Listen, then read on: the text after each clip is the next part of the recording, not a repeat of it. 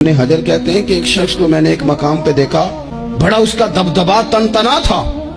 لیکن میں نے اسے طبیب کی دکان پر لیٹے ہوئے دیکھا تو اس کے وجود سے پیپ نکلتی تھی۔ مجھے کیا ہوا؟ تو کہنے لگا بس جب خدا کا حکم آیا،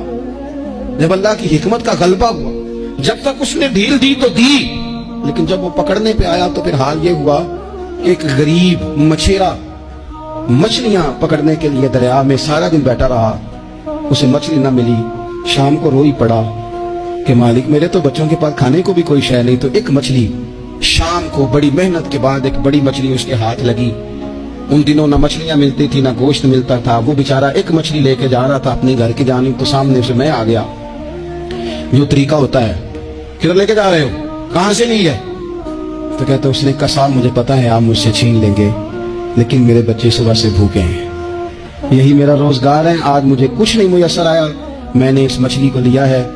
مجھے تو بیچنے کو بھی کچھ نہیں ملا، پتہ نہیں مجھے پکانی کس طرح ہے، تو یہ ایک مچھلی میرے بچوں کی خوراک بنے گی، کل لوٹ لینا، پرسوں لوٹ لینا، تمہارا تو کام ہی لوٹنا ہے، چلو کچھ دن کے لیے ہاتھ روک لو۔ کہتے ہیں اس نے جب یہ کہا تو میں نے ایک تھپڑ مارا اور اس آدمی سے مچھلی چھین کر میں نے اسے پکڑ کے گھر لا رہا تھا میں، اس مچھلی نے،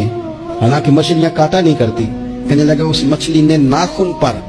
میرے پورے پر تھوڑا سا کاٹا ہے، اور میں نے کہا کوئی بات نہیں، مچھلی ذرا بڑی تھی، اس نے کاٹ لیا، میں نے تھوڑی سی پٹی باندھی اور گھر والوں کو کہا مچھلی پکا دیں، انہوں نے پکائی کھائی، کچھ پتہ ہی نہیں تھا،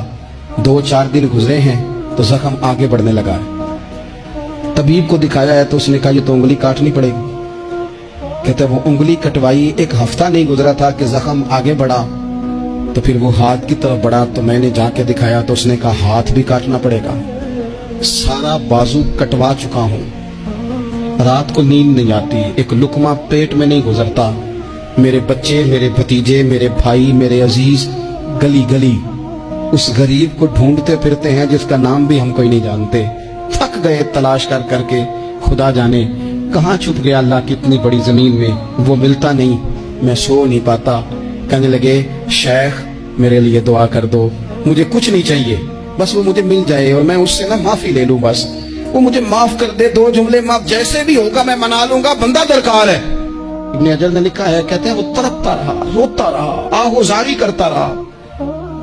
میں نے بھی اس کے لیے دعا کی کہ اللہ کرے وہ شخص مجھے مل جائے۔ پھر کچھ دنوں کے بعد مجھے کسی نے بتایا کہ مر تو گیا ہے تڑپ کے، پر اسے معافی کا موقع میسر نہیں آیا۔